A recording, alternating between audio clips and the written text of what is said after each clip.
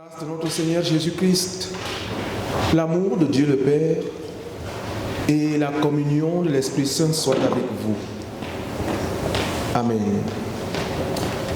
Bien-aimés de Dieu, en ce premier dimanche après Noël, Dieu nous rassemble. Il est notre Créateur et nous vivons dans la liberté de ses enfants. Il est la paix.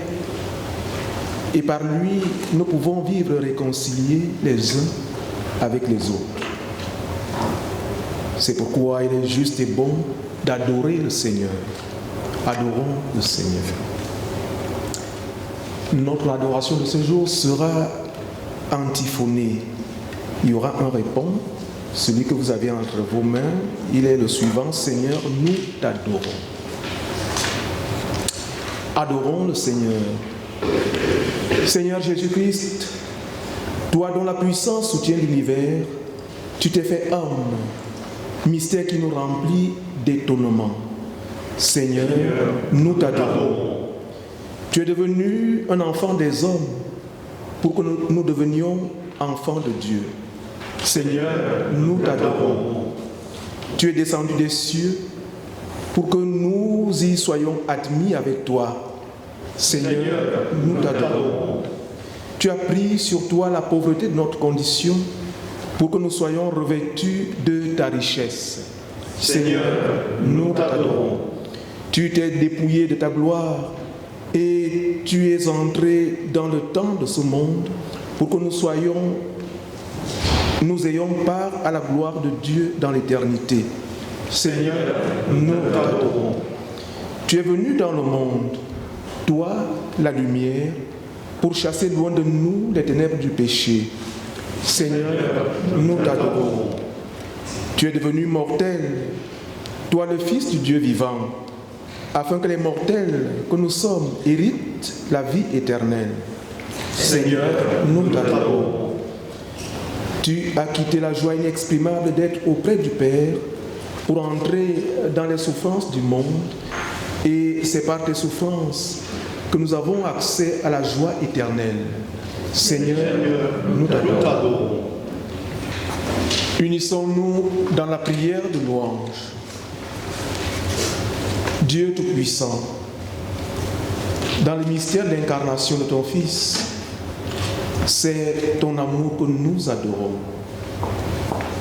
Permets, nous t'en prions, que dans la communion de celui qui s'est fait homme et qui, pour nous, s'est rendu obéissant jusqu'à la mort de la croix, nous soyons recréés à ton image et devenions ainsi pour toujours tes enfants, retrouvés et réconciliés par lui, Jésus-Christ, notre Seigneur, qui maintenant vit et règne avec toi, Père, dans l'unité du même Esprit Saint, pour les siècles des siècles. Amen. Je vous prie de reprendre place.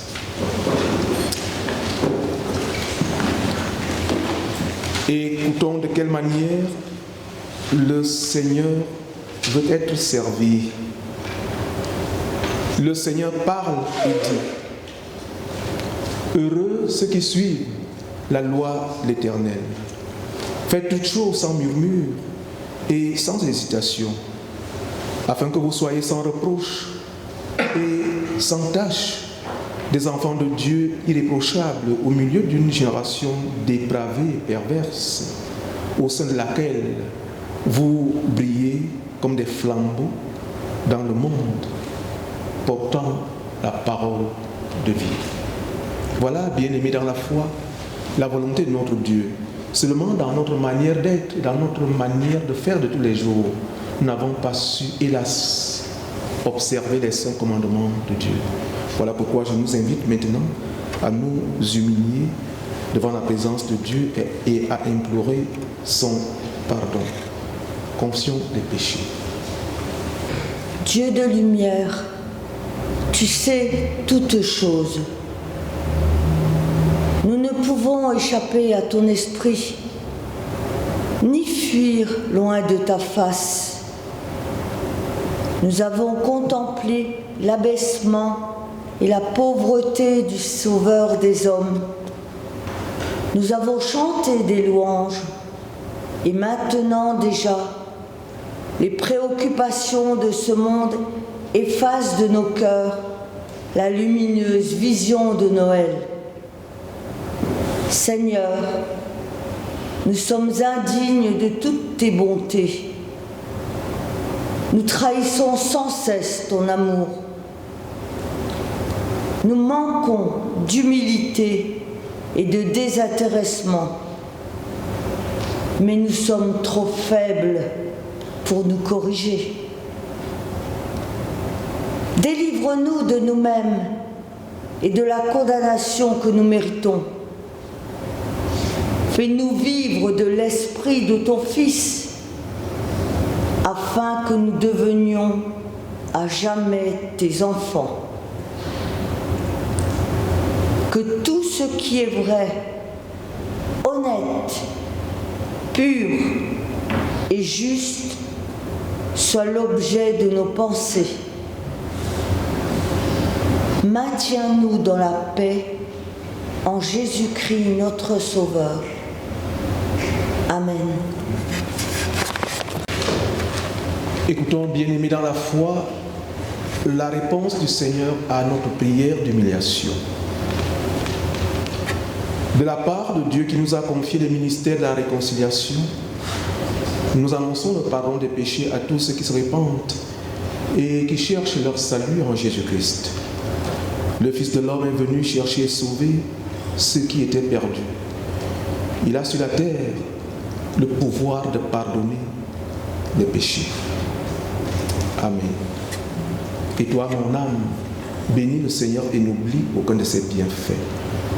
Je nous invite maintenant à nous lever pour manifester notre reconnaissance au Dieu notre salut lorsque nous allons chanter le cantique numéro 3 de notre recueil. Voici Noël, strophes 1 et 2.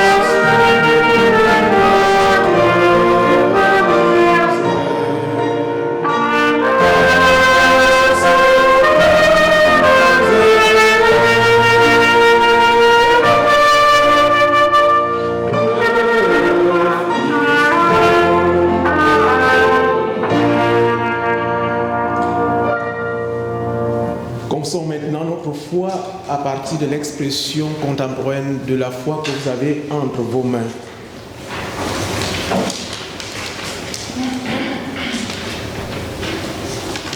On y va. Je crois en Dieu le Père Tout-Puissant, Créateur du ciel et de la terre. Je crois en Jésus-Christ, le Fils de Dieu. Il est venu vivre parmi nous.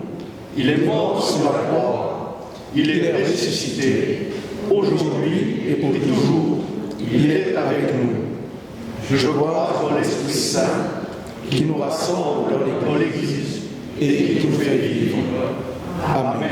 Veuillez reprendre place. La prière d'illumination.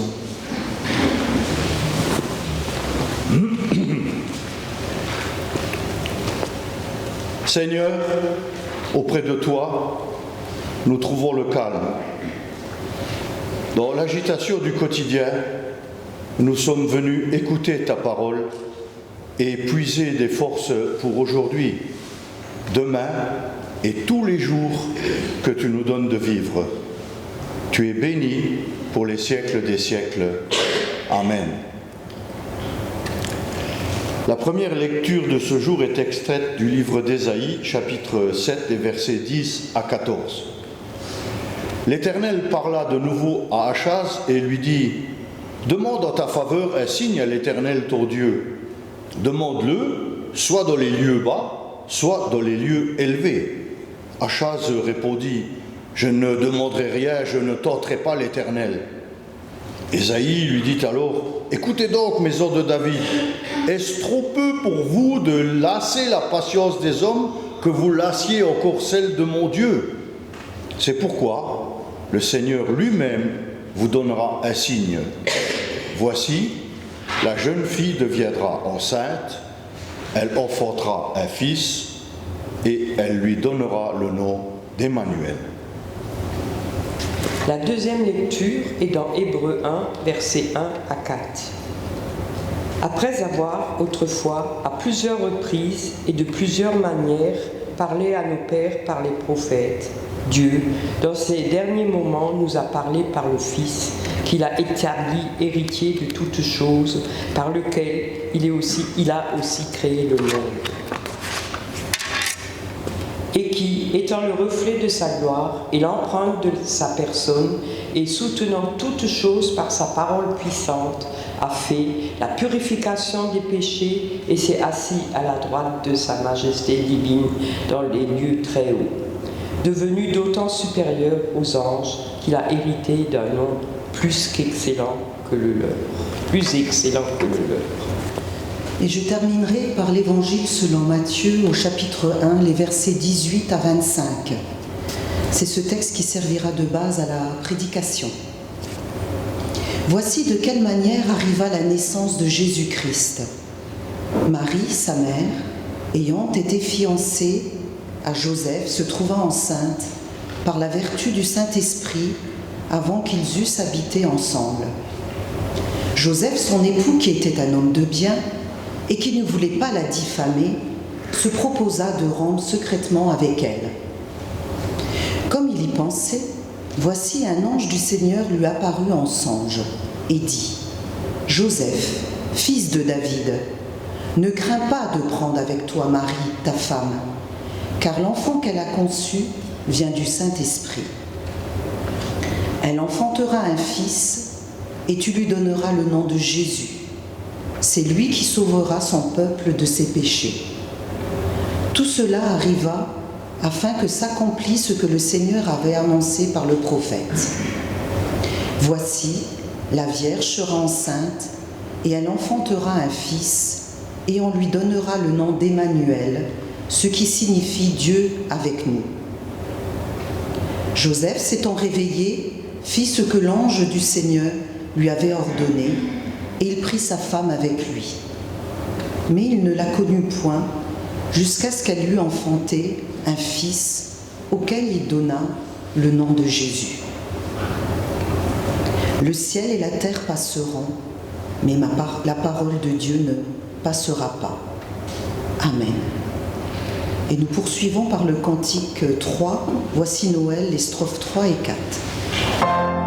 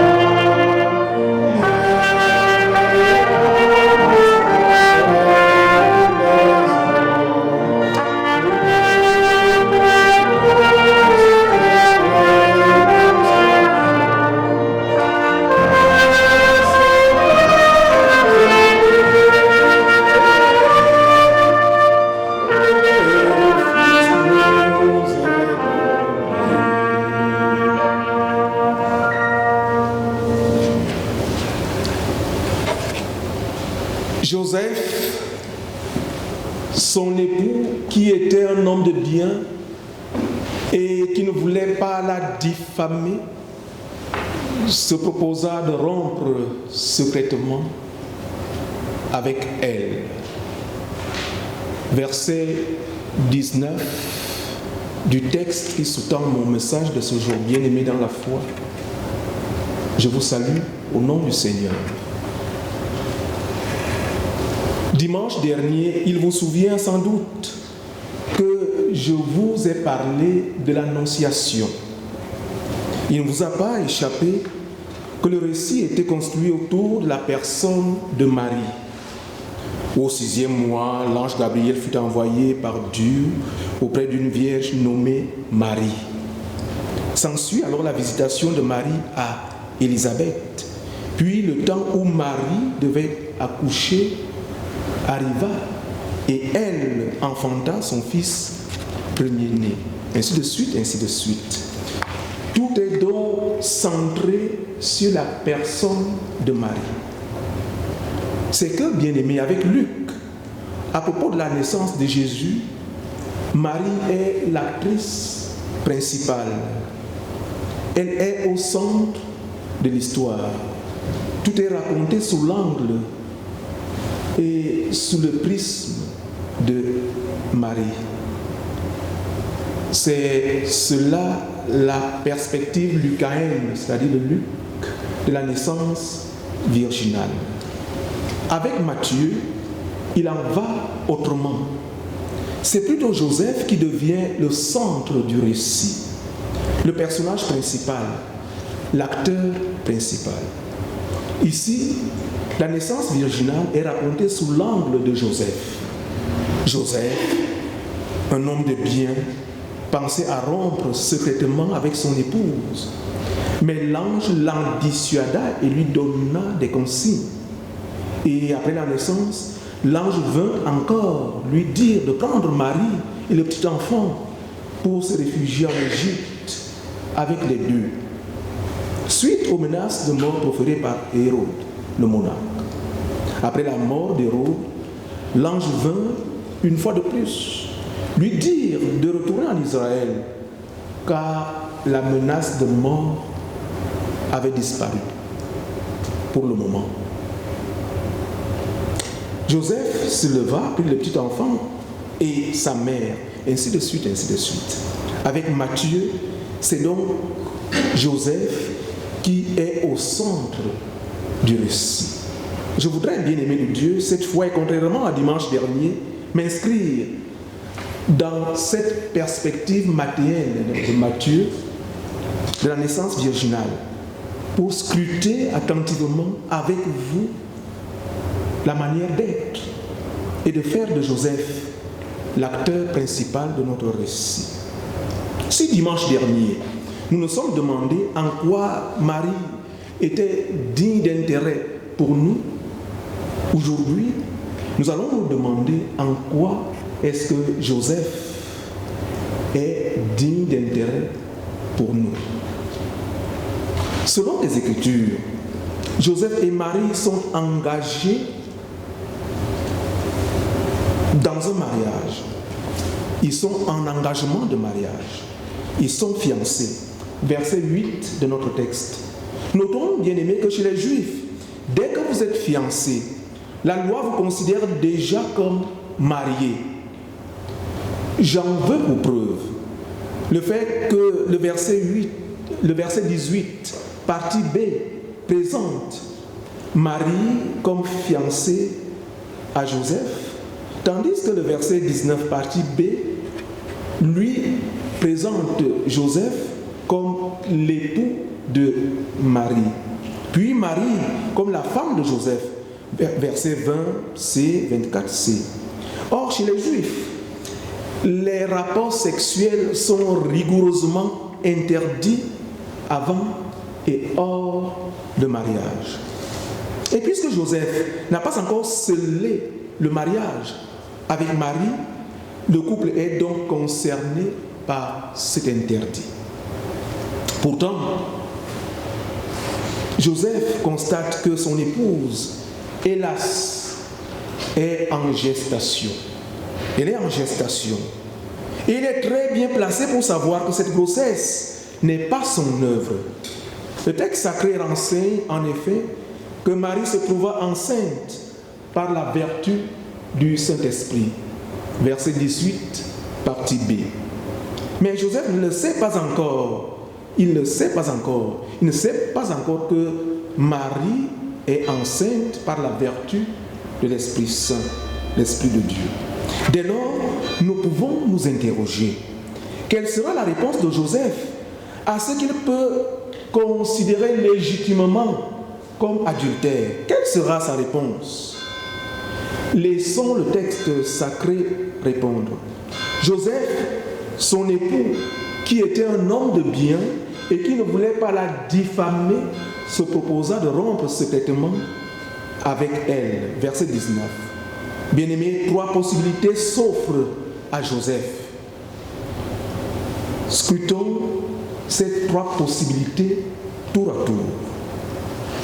Première offre. Joseph peut, s'il le veut, dénoncer publiquement sa femme. Mais dans ce cas, la loi s'applique fatalement contre Marie. Voici ce que dit cette loi. Si une femme, une jeune fille vierge est fiancée et qu'un homme la rencontre dans la ville et couche avec elle, vous les amènerez tous les deux à la porte de la ville. Vous les lapiderez et ils mourront. La jeune fille pour n'avoir pas crié dans la ville et l'homme pour avoir déshonoré la femme de son prochain. Deutéronome chapitre 22, verset 23. Conformément à cette loi, si Joseph dénonce publiquement sa femme, elle sera coupable d'adultère et condamnée à la lapidation et donc à la mort. Et la lapidation chez les Juifs, c'est que lorsque vous êtes coupable, on vous place devant le peuple, la foule. Et le peuple est invité à jeter sur vous des pierres jusqu'à ce que mort s'ensuive. Et ces pierres deviennent même votre sépulture. Cela veut dire qu'on vous conduit hors de la ville pour que vos restes impurs ne contaminent pas le reste du peuple. Voilà ce qui serait réservé à Marie si Joseph prend sur lui de dénoncer publiquement ce qu'il considère comme l'adultère, parce qu'il a vu que le ventre commence à pousser, alors que ce n'est pas lui l'auteur de cette grossesse. Deuxième offre. Joseph peut, s'il le veut, rompre publiquement avec Marie, sans toutefois la dénoncer. Dans ce cas, il évite la lapidation à Marie, mais pas la honte publique, pas le déshonneur, pas l'humiliation totale. Dès lors, Marie sera déshonorée publiquement et humiliée, et toute sa famille avec elle. Du coup, l'enfant qu'elle porte sera alors un enfant bâtard. Un enfant bâtard. Est-ce là ce que veut Joseph? That's the question. Troisième offre. Joseph peut, s'il le veut, rompre secrètement avec Marie.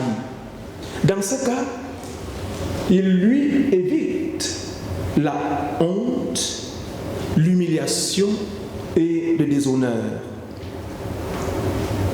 C'est, voyez-vous, une espèce de pardon.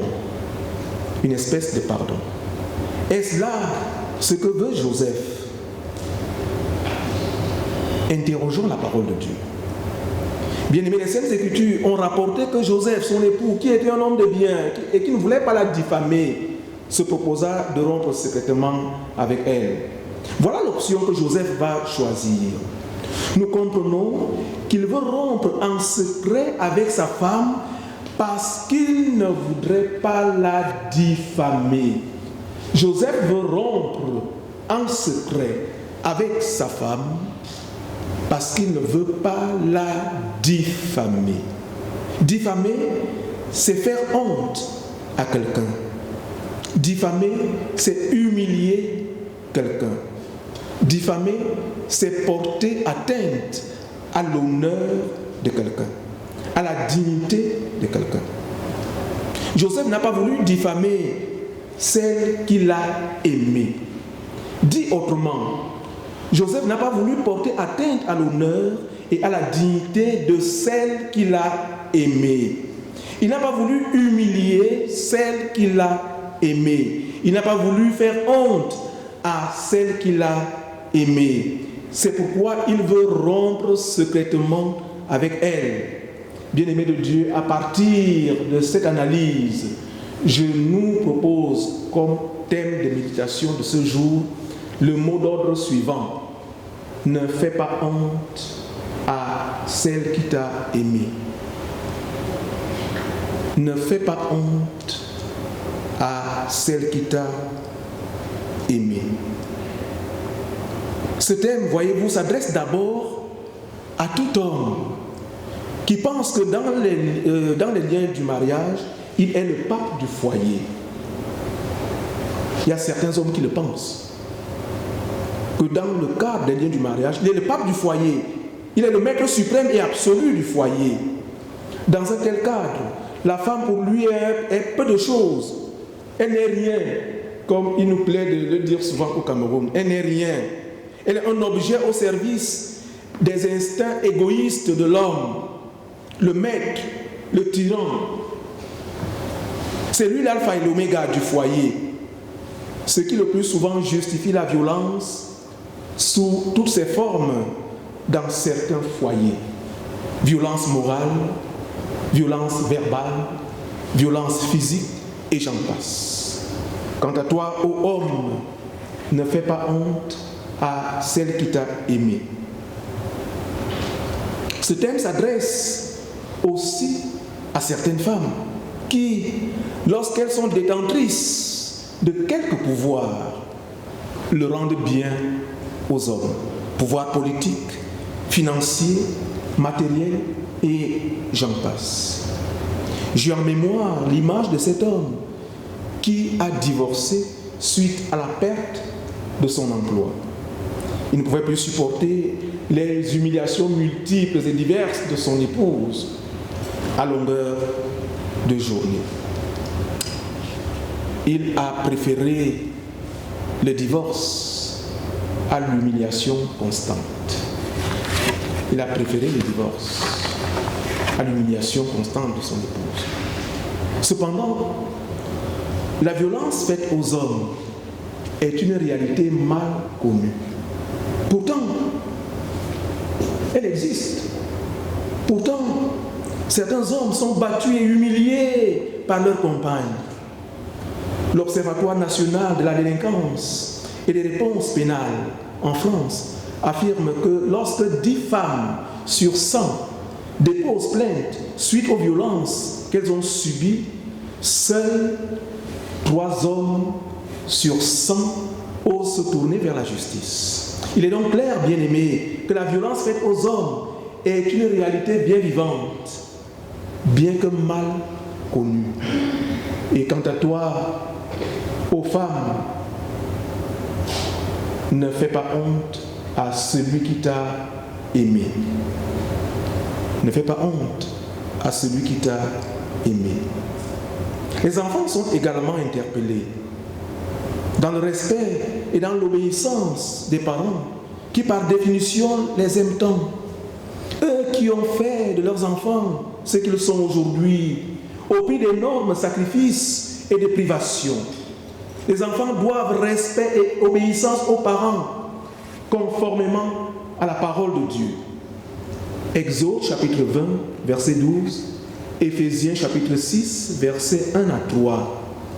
Aujourd'hui, voyez-vous, certains enfants, non contents d'humilier les parents, n'hésitent pas à porter la main infâme sur eux.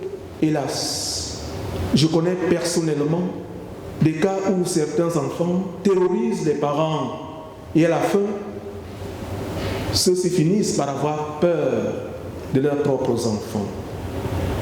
Telle n'est pas la vocation des enfants. Quant à toi, Ô enfant, ne fais pas honte à tes parents qui t'ont aimé. Mais ce message s'adresse de la même manière aux chrétiens que vous et moi nous sommes.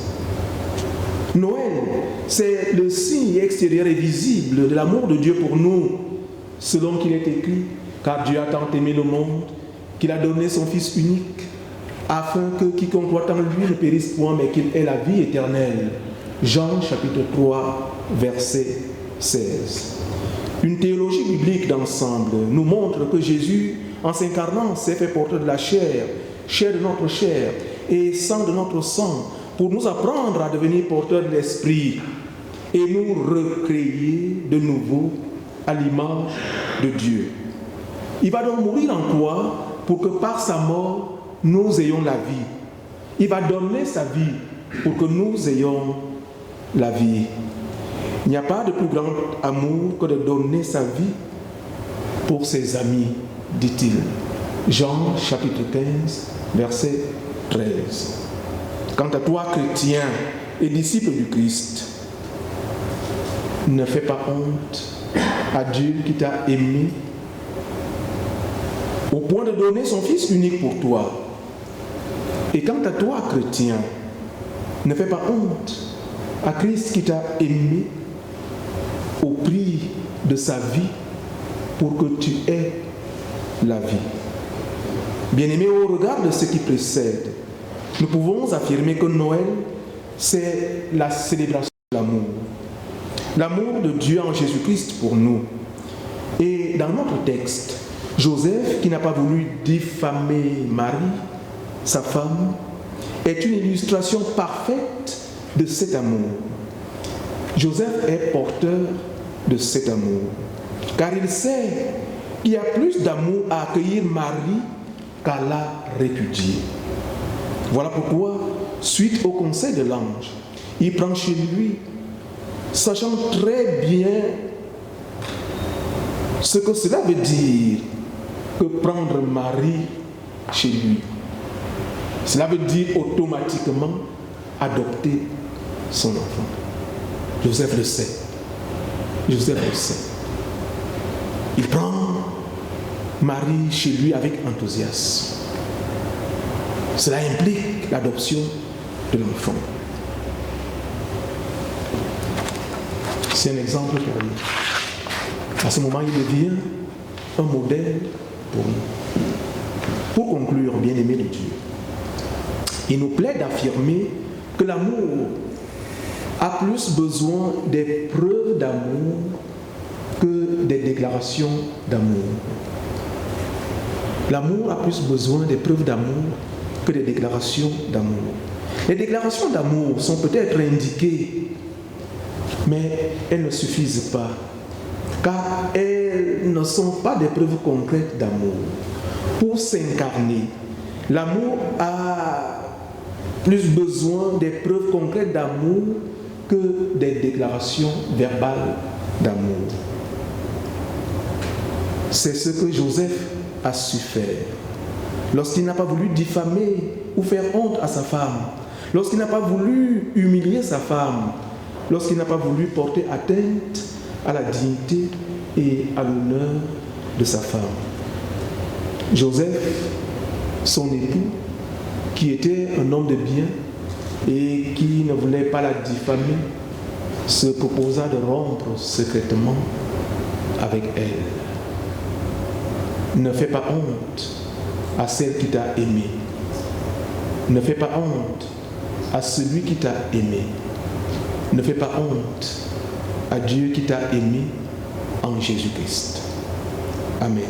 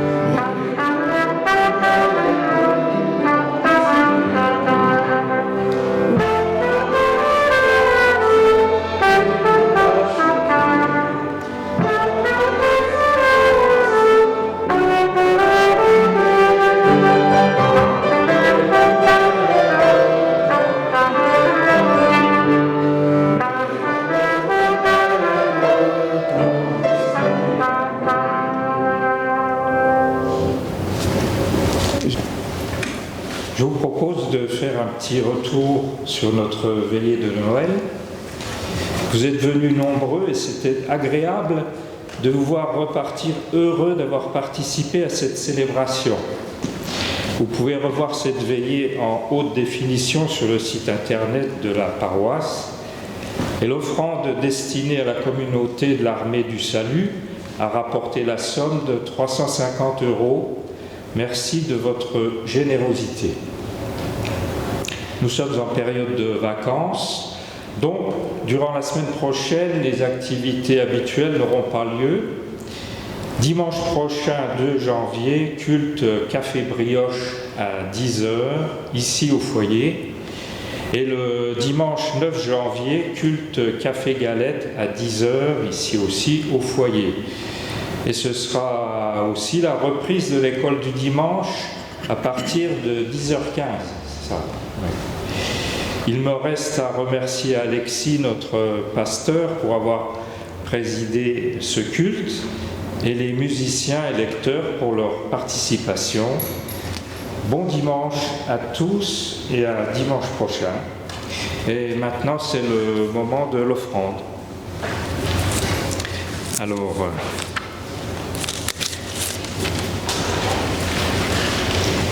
prions. Seigneur, nous te rendons grâce pour les dons que jour après jour nous recevons de ta bonté. Accepte cette offrande comme un signe de notre amour et de notre consécration à ton service. Amen.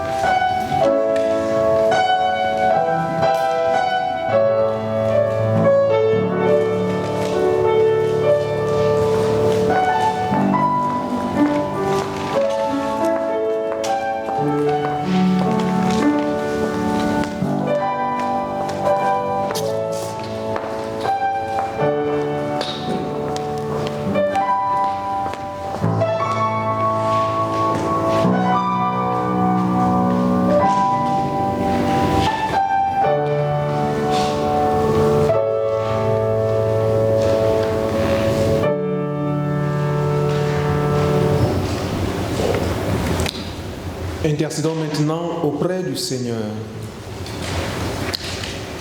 Seigneur notre Dieu, tu n'as pas voulu habiter au ciel seulement, mais aussi avec nous sur la terre. Tu ne t'es pas contenté d'être le très haut dans ta gloire souveraine, mais tu t'es abaissé pour être humble et petit comme nous. Tu ne t'es pas borné à régner sur le monde, mais tu es venu parmi les hommes comme un serviteur. Il ne t'a pas suffi d'être Dieu pour l'éternité. Par amour pour nous, tu as voulu naître, vivre et mourir comme un homme. Dans le Christ Jésus, ton Fils bien-aimé, notre Sauveur,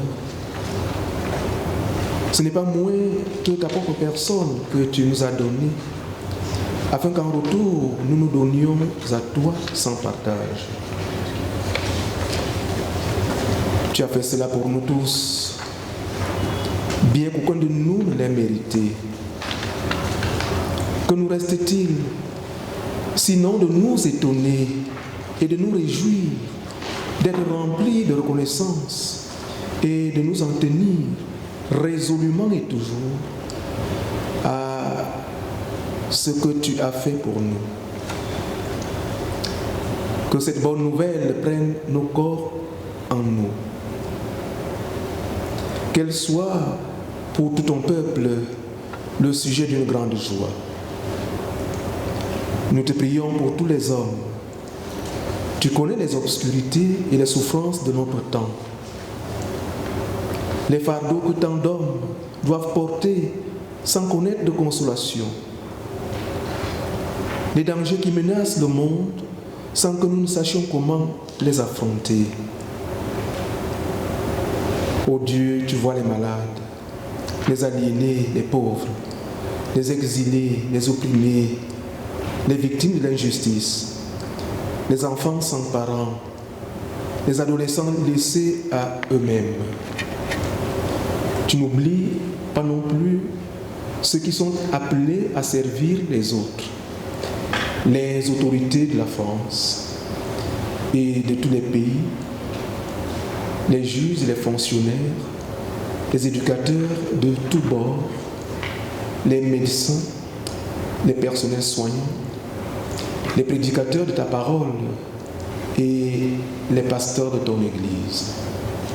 Que dans la diversité de leurs tâches et leurs conditions, tous les hommes soient éclairés par la lumière que tu as fait briller pour nous en ton Fils. Lui qui nous a appris à te prier ainsi. Veuillez vous lever pour notre Père qui es aux cieux, que ton nom soit sanctifié, que ton règne vienne, que ta volonté soit faite sur la terre comme au ciel. Donne-nous aujourd'hui notre pain de ce jour. Pardonne-nous nos offenses, comme nous pardonnons aussi à ceux qui nous ont offensés. Et ne nous laisse pas tomber en tentation, mais délivre-nous du mal, car c'est à toi qu'appartiennent le règne, la puissance et la gloire, pour les siècles des siècles. Amen. Écoutez maintenant cette exhortation et recevez la bénédiction de la part de notre Dieu. Exhortation. Bien-aimés, vous avez entendu ce qui vous a été prêché. C'est que Joseph, l'époux de Marie, qui était un homme de bien et qui ne voulait pas la diffamer, se proposa de rompre secrètement avec elle. Car il n'a pas voulu faire honte à celle qu'il a aimée. Et toi, va et agis de même. Ne fais pas honte à celle qui t'a aimé. Ne fais pas honte à celui qui t'a aimé. Ne fais pas honte à Dieu en Jésus-Christ qui t'a aimé. Recevez maintenant la bénédiction de la part de notre Dieu. Que le Dieu de toute grâce, qui vous a appelé à sa gloire éternelle en Jésus-Christ, vous affermisse, vous fortifie et vous rende inébranlable. Il vous bénit, celui qui est le Père, le Fils et le Saint-Esprit. À lui le règne et la gloire pour les siècles des siècles. Partez maintenant. Vous êtes aimés de Dieu. Vous êtes bénis de Dieu. Amen. Et chantons pour terminer le cantique 783 du recueil des cantiques, du grand recueil des cantiques, intitulé Noël, Jésus est né.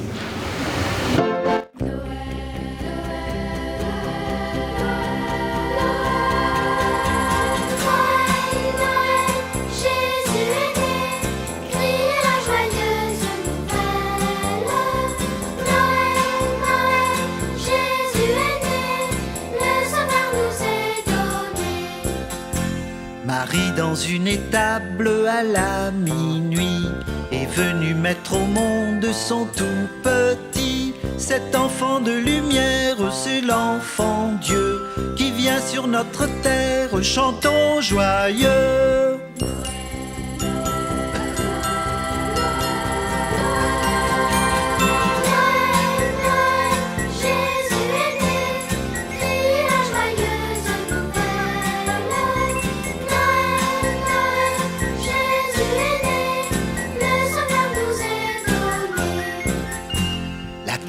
Le des anges vient l'annoncer aux bergers qui accourent pour l'adorer.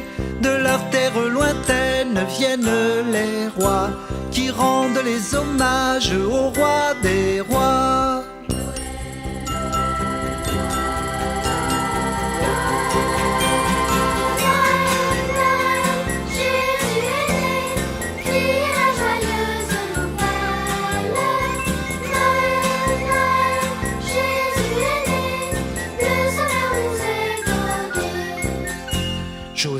déjà s'apprête à partager sa solide expérience de charpentier. Jésus à son école va se former et quitter sa famille pour enseigner.